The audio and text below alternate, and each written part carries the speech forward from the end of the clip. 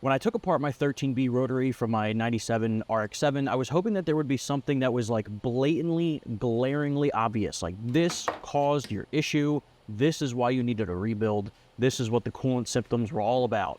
And it wasn't really that obvious at first. I actually cracked it open and I was like, oh man, I was hoping for like a cracked iron. Like, hey, this is exactly what went wrong.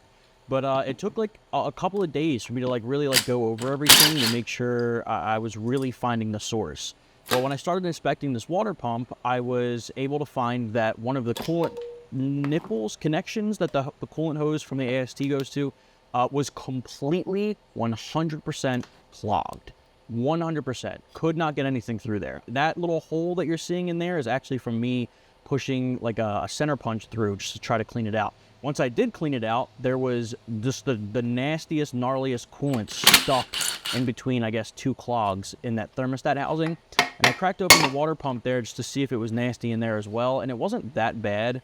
There was a little bit of sediment there, and all that sediment, from my understanding, is the coolant mixing with some of the carbon deposits inside of the rotary housing.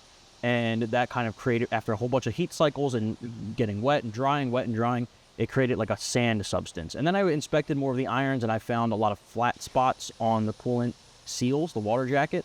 And those were just almost, some spots in particular were completely, like almost completely worn down flat.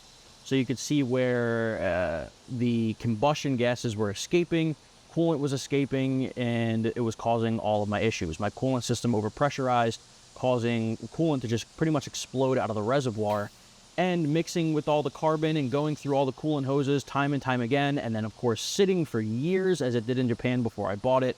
It just really, really built up there and clogged the thermostat housing, and you can see some of the gunk really built up on that inner coolant seal. The outer one was pretty good. The inner one was looking pretty rough.